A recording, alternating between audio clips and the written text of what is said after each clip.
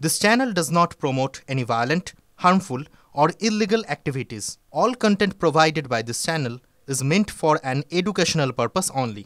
অশান্ত বাংলাদেশ, ব্যবসা মন্দা, বাসের টিকিট বিক্রি না হওয়ায় ক্ষতি, পরিবহন ব্যবসা ধাক্কা খাওয়ায় হতাশ শ্যামলী পরিবহন সংস্থার কর্মীরা। চিকিৎসা করাতে মুকুন্দপুর এলাকার হাসপাতালগুলোতে ভর্তি হন বাংলাদেশি নাগরিকরা, কিন্তু বাংলাদেশের বর্তমান পরিস্থিতির কারণে অনেকেই চিকিৎসা করাতে আসতে পারছেন না। ফলে দিনে যেখানে 25 থেকে 30টি টিকিট বিক্রি হতো সেখানে তা এখন কমে দাঁড়িয়েছে 5 থেকে 6টিতে। পরিবহন ব্যবস্থা ধাক্কা খাওয়ায় হতাশ ব্যবসায়ীরা।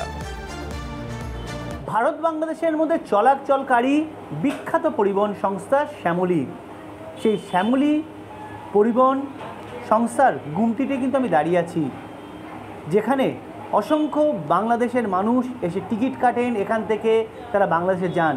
সেই গুমটিতে এখনও নরেন্দ্র মোদীর সঙ্গে শেখ হাসিনার ছবি জলজল করছে, যিনি সদ্য প্রাক্তন হয়েছেন। কিন্তু বাংলাদেশের অবস্থা কি সেটা সবাই আমরা জানি, আর তার জন্য প্রভাব পড়েছে শ্যামলী পরিবহন ব্যবসাতেই। লোকজন আসা যাওয়া করছে কম, ফলে দু একদিনে আশা করছি পরিস্থিতি স্বাভাবিক হবে, আবার নতুনভাবে আমরা যাত্রা শুরু করব। এখন এই যে অচলাবস্থা তৈরি হয়েছে, এর জন্য কি গত কয়েকদিন ধরেই বন্ধ? কয়েকদিনই তো বন্ধ। লোকজনে একটা আতঙ্কিত ভাব, সবাই কম আসছে এবং ফলে যাওয়ার পার্সেন্টেজটাও কমে গেছে। হ্যাঁ, গড়ে কেমন মানে টিকিট কত যাত্রীর টিকিট হতো? আমাদের এখান থেকে তো ধরেন মোটামুটি 20-25 জন হতো, তো এখন পার্সেন্টেজ অনেক কমে গেছে, 8-10 জন হয়। আর মেইনলি মার্কো স্ট্রিট নিউ মার্কেটে ওখানে আমাদের মেইন কাউন্টার, সেটাও কমে গেছে। হ্যাঁ, সেখানেও কমে গেছে। এই পরিস্থিতি শীঘ্রই কেটে যাবে বলে আশাবাদী শ্যামলী পরিবহন সংস্থার যিনি এই গুমটির দায়িত্বে আছেন তিনি। ক্যামেরায় কুণাল গাঙ্গুলির সঙ্গে শান্ত ভট্টাচার্য, টিভি9 বাংলা, মুকুন্দপুর।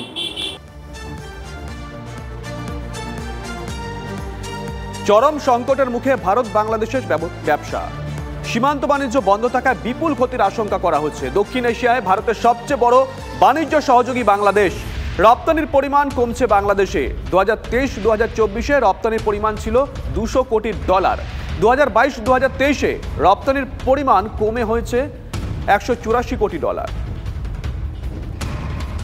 পশ্চিমবঙ্গ বা কলকাতার সাথে বাংলাদেশের একটা নিবিড় সম্পর্ক আছে, সেটা সংস্কৃতির হতে পারে এবং বিকিকিনি বা ব্যবসার একটা আদান প্রদান আছে। এই ঘটনার মাধ্যমে বিকিকিনি ভীষণভাবে ব্যাহত হবে। পশ্চিমবঙ্গে বিশেষ করে 50 বছর ধরে শিল্পের মানচিত্রে আমরা কিন্তু প্রায় দিনে দিনে নিচের দিকে ভীষণভাবে এগিয়ে চলেছি। তার উপরে যদি এরকম একটা প্রবল চাপ পশ্চিমবঙ্গের ওপরে আসে, সেটা খুবই মুশকিল হবে। এবং তারপরে হয়তো সরকার তাদেরকেও লক্ষ্মীর ভাণ্ডার দেওয়ার জন্যে বা অন্যরকম দেখা যাবে যে তাদেরকেও ভোটার কার্ড বা তৈরি করে দিচ্ছেন, সেখানে কিন্তু অন্যরকম পলিটিক্যাল কমপ্লিকেশন বা ভীষণ সিরিয়াস ইমপ্লিকেশন দেখা দিতে পারে এরকম অ্যাকশনের দ্বারা। It is wait and watch and very cautious days for India. আর একটা জিনিস 100% আছে যে rock solid friendship Sheikh Hasina গভর্নমেন্টের ছিল ইন্ডিয়ার জন্য, যার জন্য ইন্ডিয়া খুবই ভালো একটা প্রোগ্রেস করতে পেরেছিল। The relations were at all time high. এটা ডেফিনেটলি ইম্প্যাক্ট করবে, আর এটাতে একটা political, global political, social and of course economic impact হবে।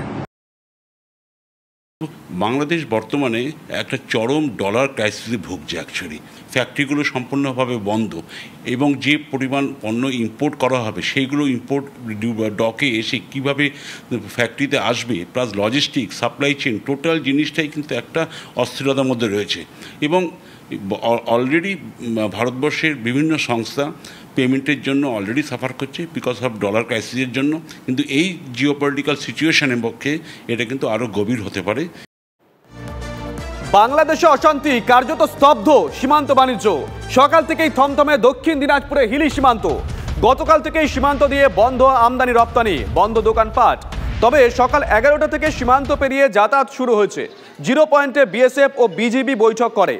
ভারতীয় ব্যবসায়ীদের তরফে দাবি করা হয়েছে, আগে বাংলাদেশে আটকে থাকা 90টি গাড়ি চালক ও খালাসিদের ছাড়তে হবে, তারপর তারা রপ্তানি করবেন।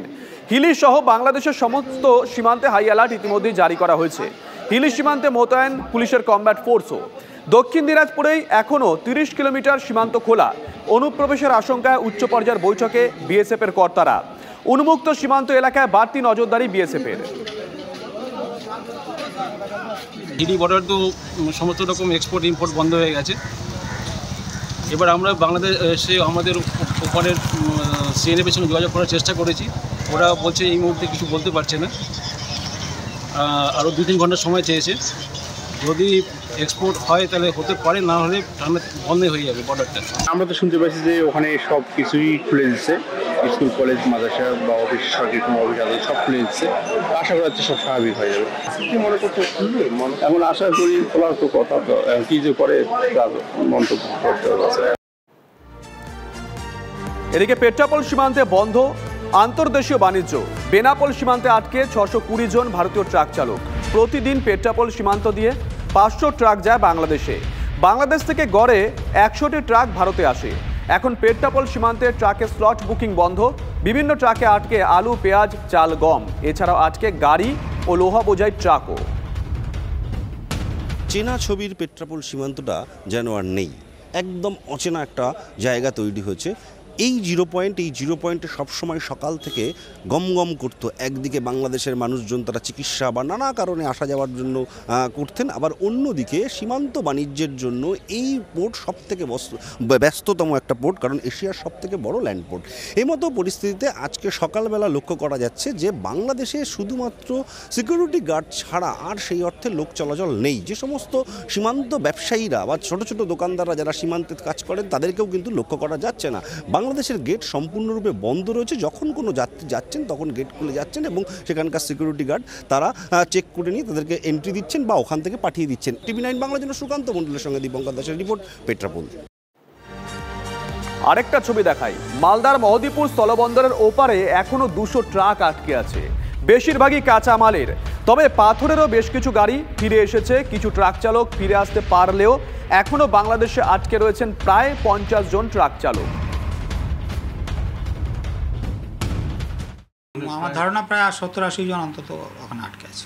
অনিশ্চয়তা আছে, তবু বলছি আমরা আশাবাদী যে তারা সেফ আছে, কারণ আমরা কোনো দুর্ঘটনার খবর পাইনি এবং ওনাদের সঙ্গে সরাসরি যোগাযোগ না হলেও এমন অনেক লোকজন আছে আমাদের কাস্টমস অফিসিয়াল যাদের থ্রু দিয়ে আমরা যোগাযোগটা পাচ্ছি।